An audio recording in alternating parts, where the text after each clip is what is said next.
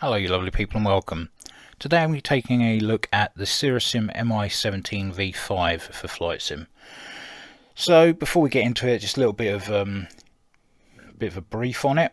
So it's a military utility transport helicopter powered by two Klimov TV3-117VM turboshaft engines and is equipped with a loading ramp instead of a clamshell doors at the back, an additional door and a new dolphin nose which houses radar. First deliveries to the VVS, which is the Russian Air Force, was in 2012. Deliveries continued in 2013 and 2014. Russia currently uses improved Mi-8 MTV-5-1s. These helicopters are intended for the transport of goods and machinery weighing up to 4 tons. And these helicopters are equipped with optional rocket or cannon armament. Cockpit lighting is modified to support night vision goggles, and the communication systems have been modernised. So yeah, it's quite a highly evolved version of the Mi-8 basically, and like I say, the Mi-17 is the export variant of this version, so it's also in use with the Russian Air Force, as well as many, I mean so many different air forces and navies and armies around the world that it's unbelievable. Over 12,000 of these Mi-8/17s have been built, and they're still in production as of today at Kazan's facility and Ulan-Ude.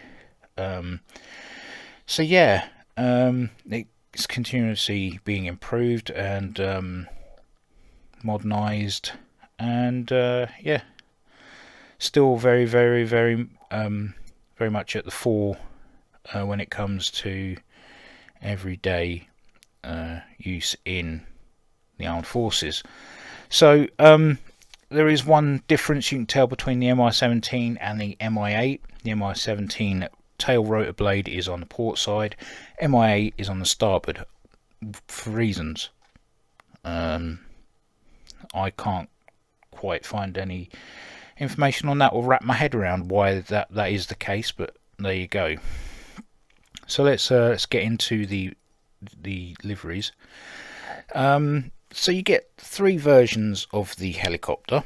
You get the just everyday civilian and unarmoured variant here, which yeah is all right. I mean, okay, you obviously got civilian operators and things like that. And then we get down to, well, you've got United Nations there, which is unarmoured. And then we get into the armoured category here. As you can see, we've got armour plating across the bottom of the cockpit there, and there's an armour plate running up the side on the inside of the cockpit. And we've got Mexican Navy, as well as some other obscure variants there. And then we've got the armed variant, which has the Type B rocket launchers on the pylons there, and we get 3 liveries for that as well. As you can see, I've got an additional Ukraine one there. That's one I've downloaded myself, so just ignore that for now. So yeah, let's get into some stats, shall we? Because we all love specifics.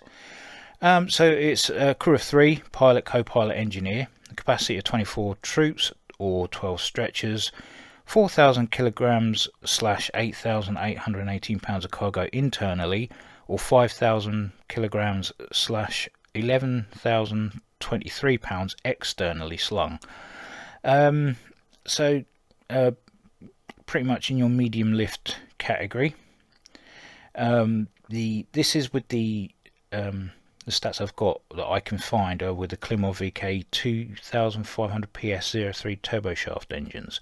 So it may slightly differ from the actual V5 version we've got there.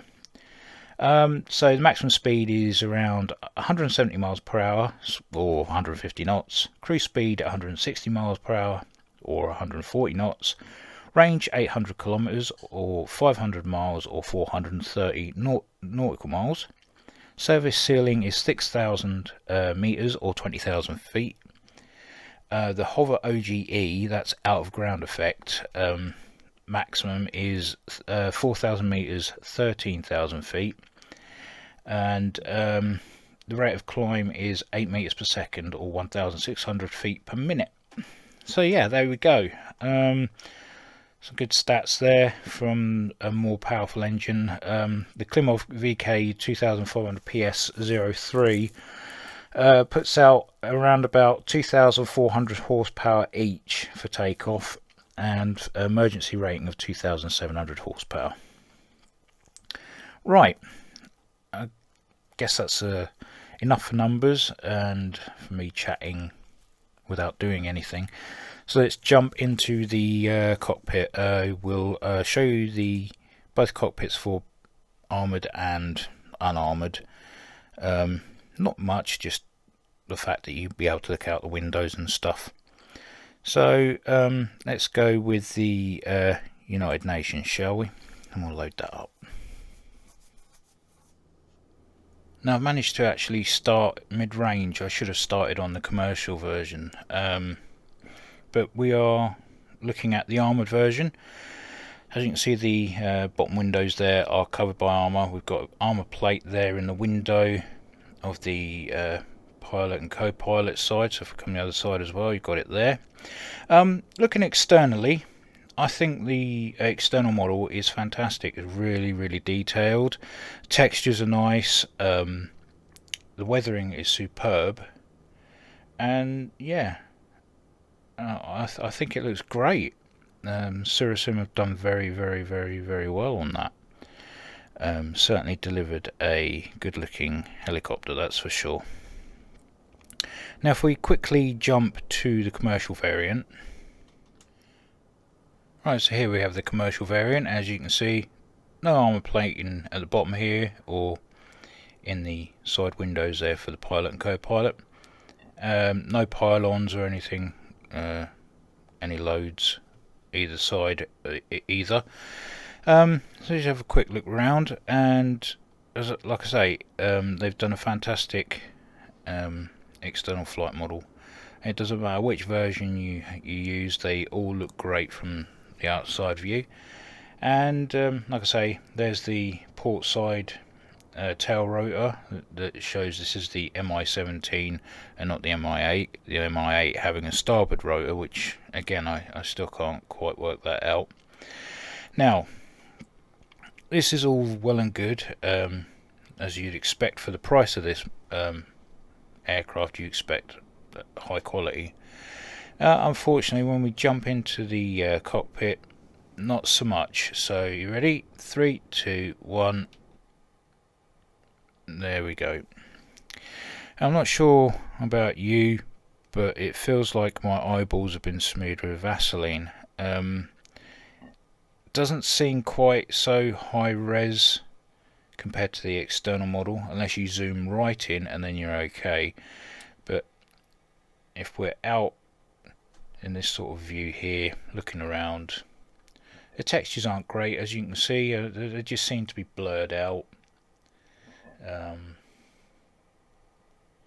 Not usually one for complaining about textures on the inside, but it really does let the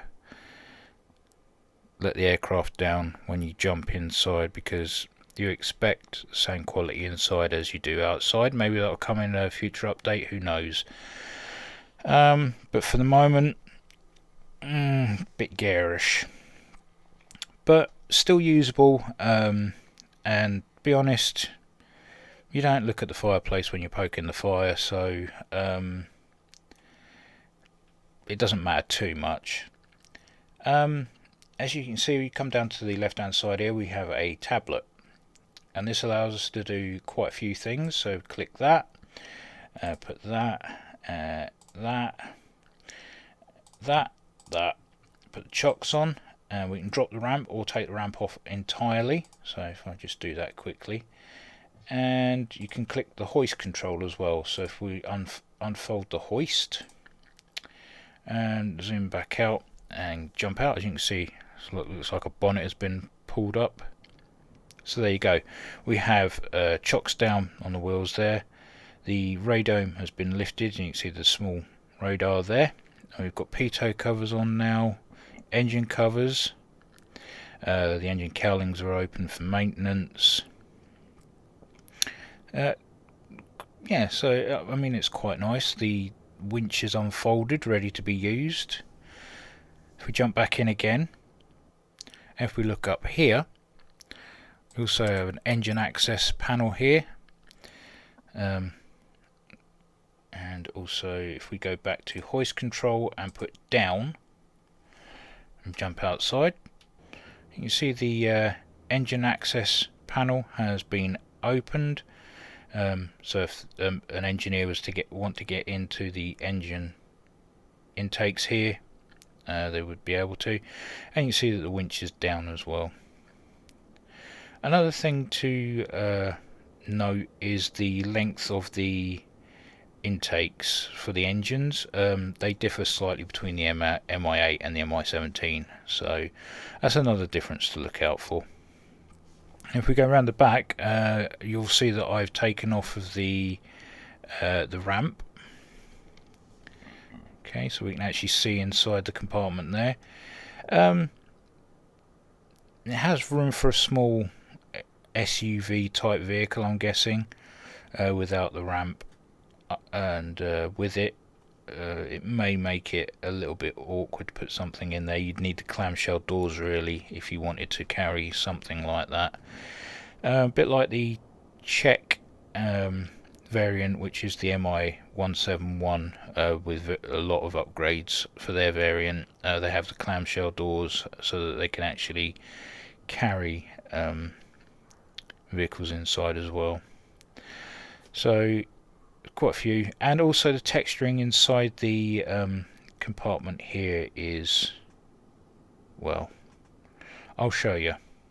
So we'll start off by taking a look at the cockpit end of it, and I'm not sure what the hell that is supposed to be. That's a mess.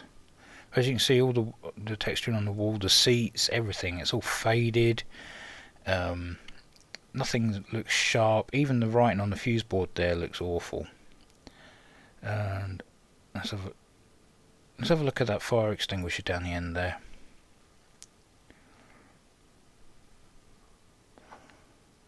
No, see, you can't even read any of the writing on there. That is if it's actual writing. Not sharp at all. No, it definitely needs updating with sharper textures. And so we move on to the armed variant. As you can see, we've got the Type B launchers here on pylons.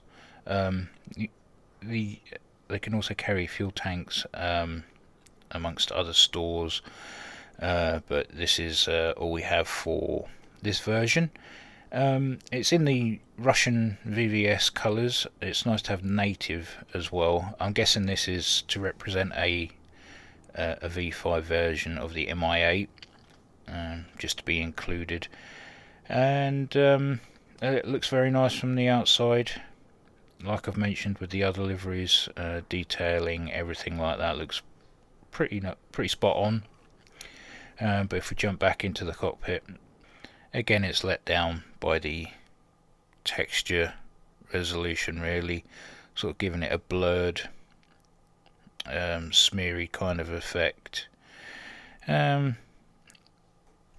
Another thing I hadn't showed you on the tablet is the sliding doors. It's not a matter of clicking. You click and drag, so how far you actually want the door open will be how bright the actual light is. The more intense the light, the more open the door is. So if we slide this one all the way back, and slide this one only part way, let's jump back outside. As you can see, this side door is open. If we move around to the other side, this side is only partly open. I could drag it further. Also in the cockpit, this bit is another buggy sort of thing, hopefully that Cerasim are aware of. You can actually open these windows as well, but for some strange reason the armour doesn't move. It's almost as if they've stuck armour on the inside and on the outside. When you open the door, the armour slides back with one version and the other version seems to be stuck. Unless I'm entirely wrong and that's how it is, but I mean, it's a pain in the backside for if you want to look out the window for anywhere that you want to, say if you're looking for somewhere to land, it could be a bit of a pain. What else is there? Oh yeah, we can also jettison the windows. Well, we can see what we're doing now, but there's no glass there. Still open it and close it. We can do the same with the other side as well. Okay. And we can also jettison the stores on the outside with... is it under here? No, not here. It's on the actual... on here. Right. This red button here. Push the button. Put the cover back over. I'm going to jump back outside. As you can see, the Type B launchers have been jettisoned or disappeared. And we are slightly cleaner. So, I'm going to reset the flight. And then we'll take this helicopter out for a spin. If you're wondering where I am, I'm at the custom freeware MOD Boscombe Down. When I'm trialling out a helicopter or anything like that, I like to use Salisbury Plain. So it makes sense. It's only just northwest of here, a couple of minutes, and you've got your own little playground. So let's reset the flight. I'm going to stay in the armed version, and we'll get the thing started up. Okay, so the flight has been reset, and as you can see, my livery is now changed. I just want to thank the awesome Don Fanucci for gifting me this surprise livery yesterday. Just popped up on my Discord. It's always nice to have things like this passed your way and to have a little bit of recognition, so thank you, Mr. Fanucci. I appreciate it. I absolutely love it. So I'm going to be using this for the video. So yeah, we're going to get back inside. Going to get this thing fired up, and then we're going to take it to Salisbury Plain. So let's jump back into the cockpit. So before I get the engines fired up and head out towards the plane, I'll just have a quick look around the cockpit. So starting down here, we've got throttles and collective, cyclic. We've got our taxi and landing lights here with the tablet for the controls for external bits and pieces. Our main instrument panel here looks a bit sparse in the middle, but in other variants of the aircraft, this bit usually isn't here, and you can see straight through the nose because there isn't a radar, it's all glass. So that's why there's such a big empty space here. But we do have our GPS navigation there. So we've got airspeed, our radar altimeter, our main rotor RPM. Down here we've got rotor pitch, turn slip indicator, our engine RPMs, gas temps and pressures and things like that all around. We've got a course there for ADF, altimeter, our HSI, ADI, VVI, and then our annunciator panels here. Clock, this will read our DME, and then we've got some other bits and pieces in here like main gearbox, temperatures and pressures, all good stuff like that. And then down here in the main instrument panels, we've got engine controls here, a ramp, lights, transition, transfers, main and standby, a landing light, and our ramp controls, whether it can be controlled in cockpit or cabin, which can't be used in this sim. We have autopilot, as far as I'm aware not operable, as it says in op there. Our trim gauges here, our audio panels for comms and Morse code bits and pieces for nav. Here we've got our main comms, our main nav, ADF and transponder. Over here we've got exactly the same as pilot side but on co-pilot. Our flight engineer seat here. Over here we've got panel for batteries, inverters, generators, APU backup generator there, lights and other bits and pieces there, internal lighting, windscreen wipers and our gyro horizon switches, and again internal lighting there. Across the top here, hydraulic systems, engines starting, APU, and then we've got our fuel tanks and fuel pumps, combustion heaters there, fire extinguishing panel there with warning lights, fire detection there, and APU temps and pressures there. Up here is our circuit breakers, basically, each having their own lifting bar here, so we can, everything's on anyway. Up here is our current, is showing different loads for main rotor blades, tails, all that sort of stuff, anti-icing up here, and then we've got avionics switches up here. And then to my left we have these are light for cargo and things like that. And then up here we've got our audio warning stuff, our flight recorder. Up here we've got some more internal lighting bits and pieces, and more audio warning test buttons there.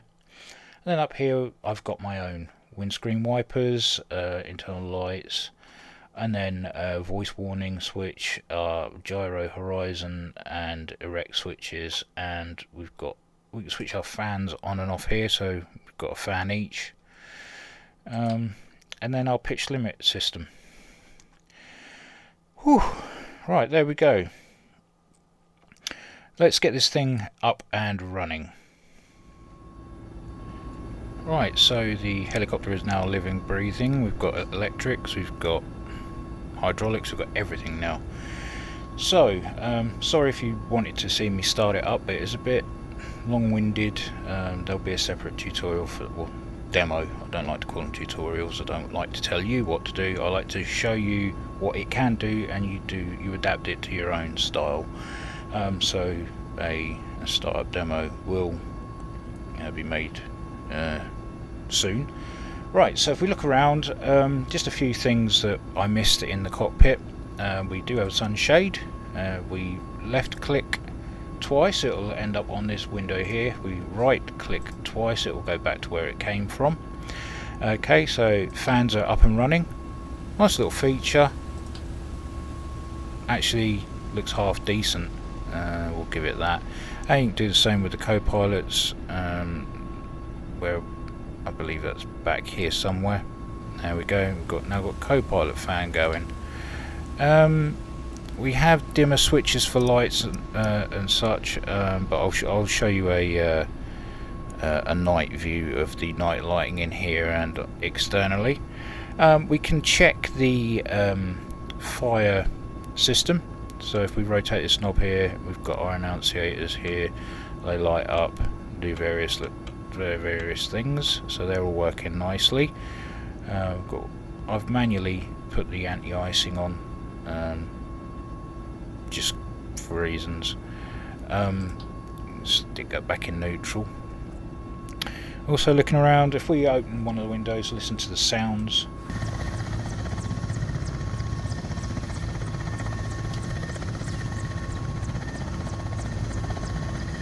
One of the things I will give this plane add-on is that the sounds are fantastic. I love the blade slap and the whistling sounds. So if we go externally and have a listen. Okay, we're going to just have a slow rotate around the aircraft and listen to the noise.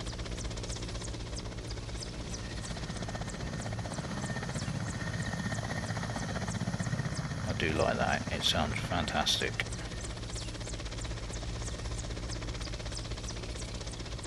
One thing that I would like, but nobody seems to be making many liveries for this, is a kinetic Project Curium livery. I know it's not the same version of the Mi-17 that we trained the Afghan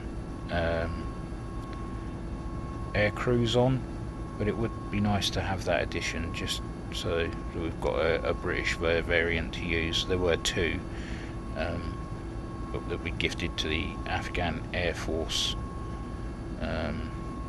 after we finished training them. But you know, one can hope. So, anything else that I've missed? I mean, now we can control the ramp. If we open that, watch the ramp come down as we have the control in the cockpit. Like I say, we don't have any controls in the cargo section, and we can close that up. Or if we felt like it, we could use the tablet and we could hide the ramp completely so that it's just open. I would like a way of actually hiding the tablet. You can switch it on and off, but it would be nice to get it out of that, you know, just out of the way, so that it doesn't ruin the immersion so much. Okay, we're going to open both the side doors as it's a nice day. And what we're going to do is now transition over to Salisbury Plain. So one thing to note, as with piston aircraft, you get torque steer. You're going to get the same with a helicopter. So you're going to need some right rudder before we accelerate or pull the collective up. Take the parking brakes off. We don't need too much. As you can see, we are now, you know, got a bit of control. So a bit of forward stick just to get the aircraft moving. Okay, dodge the C-130 there. I'm going to taxi out to the runway. I'm going to push forward too much, otherwise we'll end up nose dipping the aircraft and causing an accident. As you can see, the back's already trying to lift. It may take us a little while to get to where we want to be, but it's a lot safer than hover taxiing, trust me. If you're not used to flying helicopters, then this could cause you some issues first time you try it.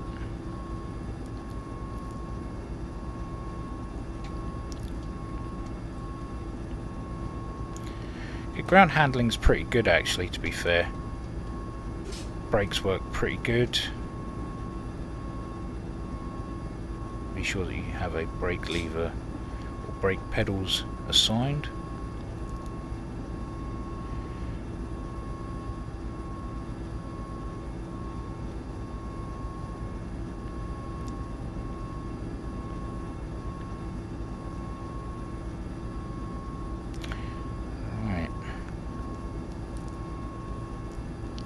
Once we get to the runway, it's just a simple letting go of the stick to let it centralise. It will stop rolling forward, using the brakes to slow down and throttling down if you feel like it, so that it doesn't advance any further.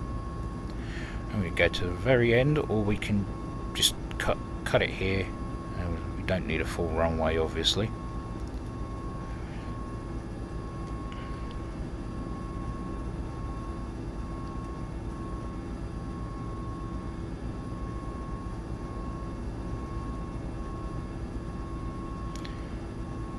Stop just before the runway,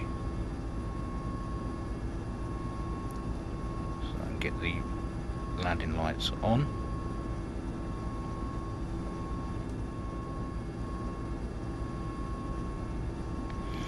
Okay, so taxi lights off, runway light on, landing light on, sorry, not runway, landing light.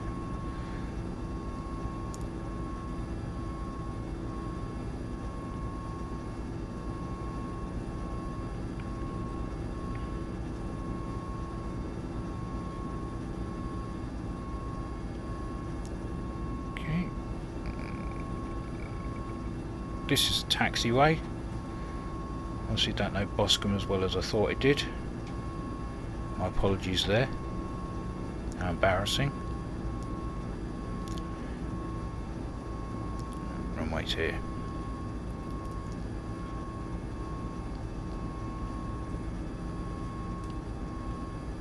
I did think it was a bit odd to have a phantom tail sticking out of the runway.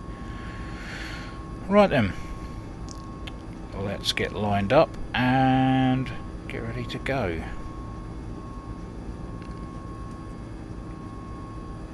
Okay, throttling back and let go of the stick. Okay, just a matter of holding the brakes now and we are central. Okay, so just checking to make sure all the pressures and temperatures are looking good and they're all in the green. Okay, let's do this. Okay, so let go of the brakes, throttling up ever so slowly, right rudder because we are going to get a kick. Okay,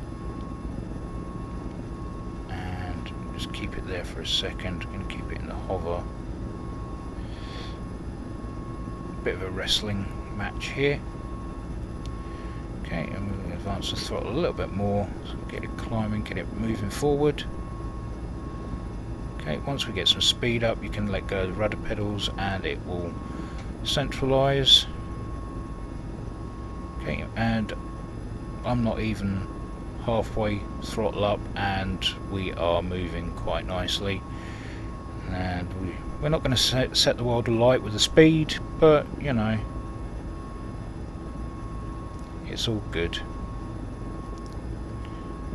Just transition down the runway. Once we get to the end, I'm going to brake right, head towards Salisbury Plain, do some low level hovering, and I'm not going to try and take out the service ceiling.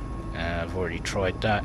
It gets very sluggish at around about 17,000 feet. There are some icing issues.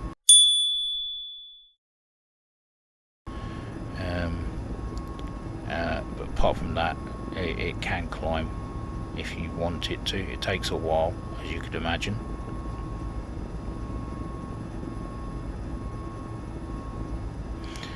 Okay, so let's brake. Right. And get a little bit of blade slap there. Lovely. Okay, so I'm going to be heading northeasterly direction.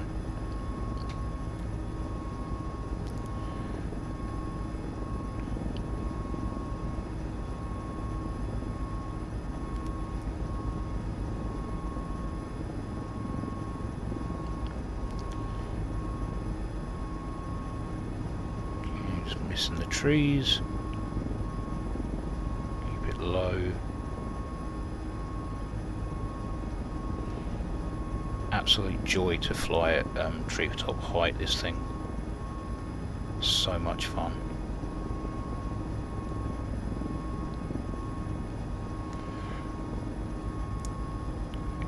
I mean, having never flown a real helicopter or the real Mi-17, I can't really say if this handles like the real thing, but it feels heavy.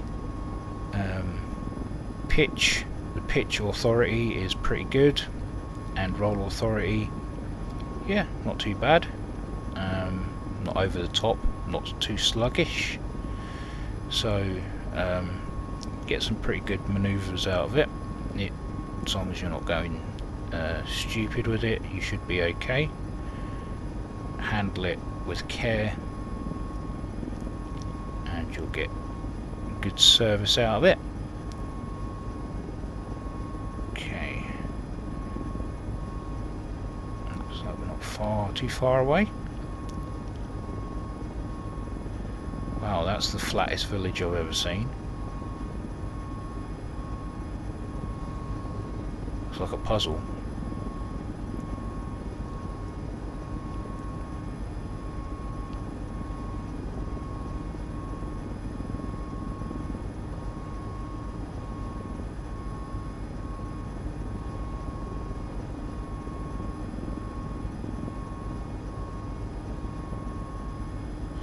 And to prove that this thing does climb when you want it to, if I go give it a bit more power, not so much nose down authority, you can see we've got a nice climb going on here.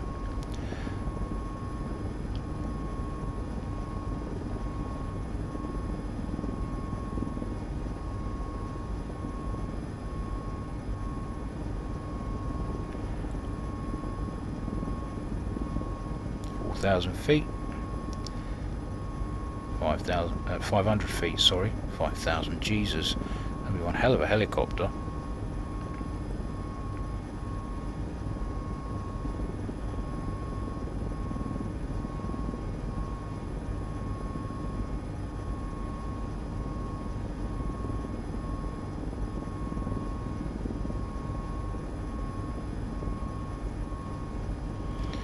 Okay, let's go nose down.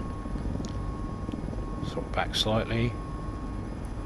And we can get some quite fast descending. Careful not to overspeed.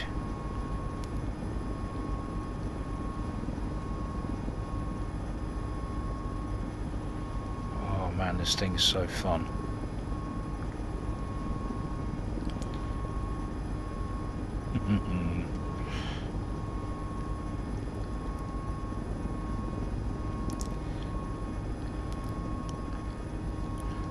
I know it said the cruise speed is around 140 knots, but at this speed, just around about 105, 110, perfect. You get good authority out of it, both pitch and roll and yaw, and it really behaves nicely. I've flown this thing in turbulence as well. It can get a bit iffy. But it's still quite a fun ride in turbulent air. Right, so should we land this thing?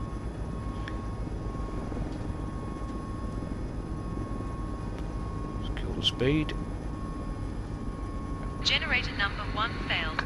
Generator number 1 failed. Yeah, alright, it's only because I'm not producing enough RPMs for it. I think that may have been a bit overkill, the manoeuvre I pulled there. There's me saying be sensible with it, and there you go. I did that. Alright, let's get this thing on the ground.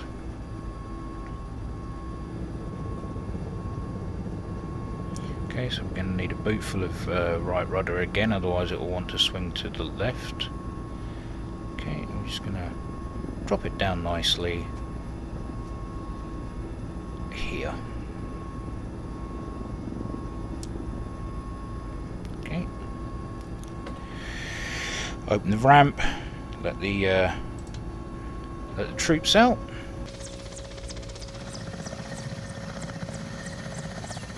Troops deployed. See if I can get it off the ground in the external view.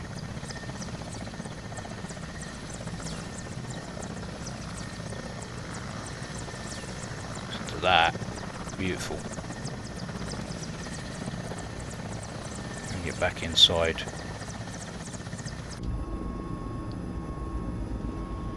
Let's close that ramp. Okay, and should we head back to Boscombe? Shouldn't think that. I bet I've just landed in some random farmer's field. Not actually on Salisbury Plain at all. I go forward and back to this place every time I'm in a helicopter, and as soon as I start recording a video I seem to get lost, and I refuse to use the VFR map because I should know where I'm going. It's my own fault. I'm not going to cheat by doing it like that. I'm old school. I like to know which way I'm going. I usually do quite a bit of research before I go to these places, and when I put myself into some pressure, yeah, I am on the plane, I always seem to mess the video up. So anyway, let's get ourselves back south-easterly towards Boscombe. Still on the plane. Go for the gap in the trees here, and we will climb and head back, and then we'll do a nice proper approach at Boscombe.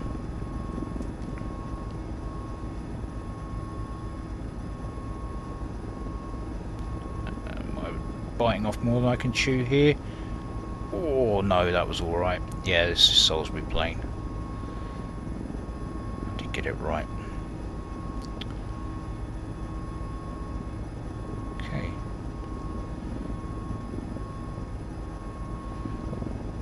Let's climb. Shouldn't be able to miss Boscombe because it has the big hangers. Drop the sunshade, see if that helps at all. Won't if it's blue. Yeah, it makes quite a difference actually. Nice addition. Nice that was thought of. There's big old buildings here. Okay.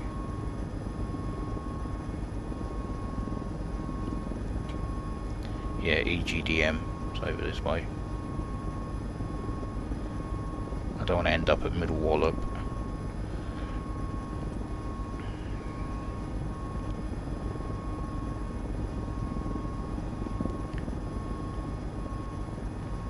Oh, there we go.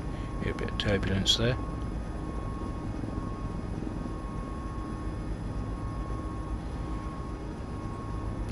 But as I've stated before, I'm not a rotor head, no expert. I can tell you a little bit about helicopters, but not so much that I can with fighters or bombers. But yeah, hopefully I've given you a little bit of information on the type I'm flying, and it's correct. Yeah, we can get rid of this now, and hopefully my flying skills haven't been too embarrassing, because helicopters are not my forte. They're fun, don't get me wrong. I've actually been flying this Mi-17 for the past week, when I've had a free half hour or so, just so that I can get used to it, and it is real good fun, especially when you meet people who are in the same helicopter. Okay, so we're going to cut across. I'm going to turn left and then bring it in for the approach.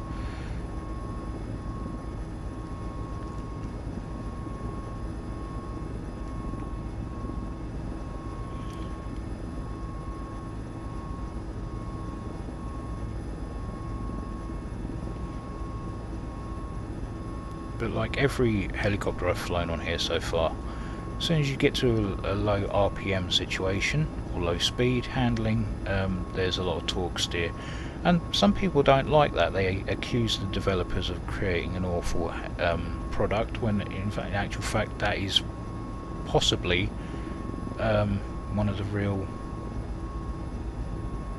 traits of the aircraft. It's always good to do a bit of research of what you're flying before you start accusing people of things. I will say the only thing that lets this down is the internal textures, which, to be honest, could be a little bit sharper. Especially with my eyesight, I wear glasses to watch TV, read, and obviously do this sort of thing. And even with these on, I can't really focus too much. I mean, that rate of climb texture is, well, yeah, it's pretty awful, to be fair. It's it should be a little bit clearer than that. Okay, and we're down. Okay, so here's some night lighting for you. So at the moment, got the flashlight on, as we currently have no night lighting on inside the cabin. The anti-collision lights seem to bleed into the aircraft itself, which is a bit strange. The back of the pilot shouldn't be red. But yeah, we have some dimmer switches here and here, up to my left, and then we also have a dome light switch here. Is there one over here? Yeah, there's one co-pilot side as well. So if we left click, we get all over green, which is supposed to help with the night vision goggles and all that sort of stuff. But if we right click it, we get it in white, so that we can actually see what we're doing if we are not flying, which is good. We can neutralise that by hitting the left switch again. Now the rear stats or dimmers, these are for the night vision. I've got these on 1 notch, and to me already they seem too bright, but you can actually turn them up even more, which is ridiculous. I mean, I don't have night vision goggles to see, but I'm pretty sure if I did, I'd be blinded by all this sort of stuff. Okay, so we'll get the rear stats this side as well. Okay, so yeah, that's just 1 notch, and we'll get the panel light on. There we go.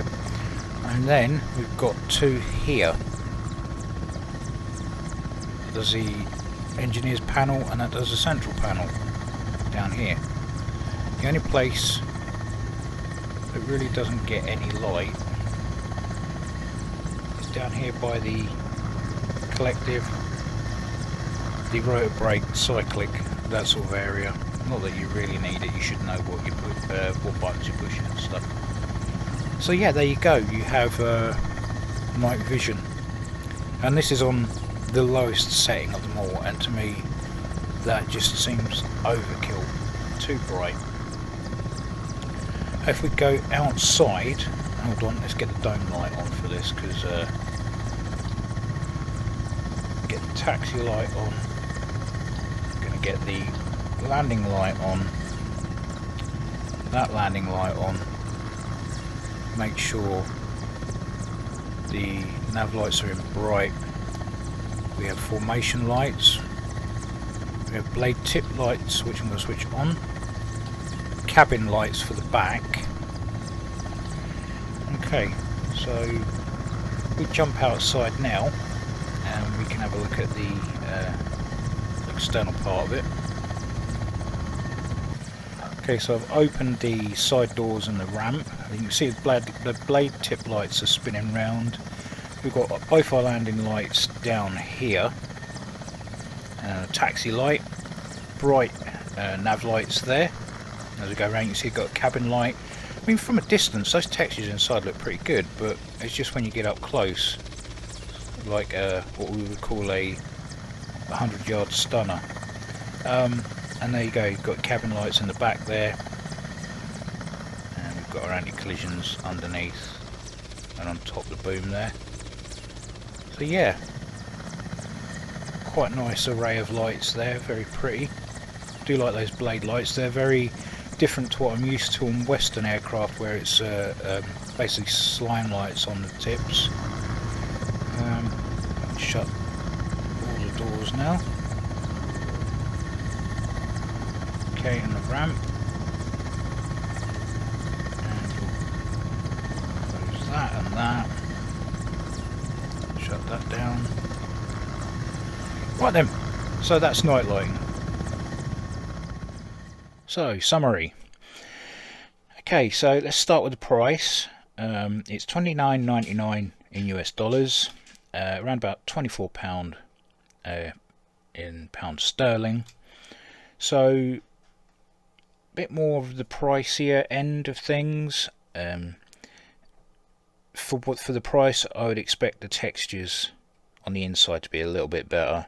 The quality in there is lacking slightly for this tier of pricing. Other than that, the external model, the sounds, the flight model, it's fantastic. I really like what they've done, especially with the 3 different models included, commercial, and then you've got the armoured versions. That shows with no armour, but when you load the UN version in, it actually has armour, so I'm not sure what's going on there. But yeah, you've got 1, 2, 3, 4, 5, 6, 7, 8, 9, 10, 11, 12. You get 12 liveries with it. 3 different models, armoured, and then like I say, the commercial. So a decent amount of liveries, I guess, and with the 3 different model loads, which is good. The model itself is actually really interactive, with the door opening doors, opening the cells, the covers, chocks, sunshades, windows, jettisoning of the Type B launchers there, with the winch that you can have the winch up or down. It's not like say the Terex Hangar Alouette 3, which has far more options, and you can actually use the winch and things like that, whereas this is all static. But still, it's not the nice little additions, especially if you want to role play in certain things. And the flight model, as I say, is really good. You can feel the weight of the helicopter as you're flying it. It can get a bit, it can bite back if you're not on your toes.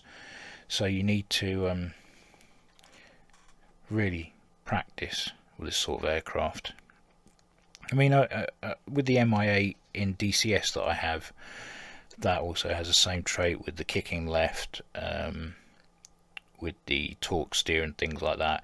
So it's things you need to get used to. Don't be surprised by it, because that's just the nature of the beast. Big old rotors on this, so you're going to get some sort of fight back from it. And yeah, like I say, it's great fun. Low down, it's brilliant. High up, just as good. Struggles at around about 17,000 feet. Starts to wallow and gets really heavy on the controls. And obviously there's an icing. I think there might be an icing bug actually, because even with that anti-ice on the windscreen, still froze up. And obviously with the bug with the armour obscuring your view when the window's open. But other than that, I can't really fault it. It's the price, I would have expected to have paid around about the £15 to £18 mark for this sort of thing. Not £24 like I did do, as this is lacking in certain areas still. But a lot of fun. Can thoroughly recommend it. And yeah, if you're a rotor head, you'll like it. So with that, I'm going to call it a day. And if you got this far, thank you for watching. As always, take care, and I'll catch you in the next one.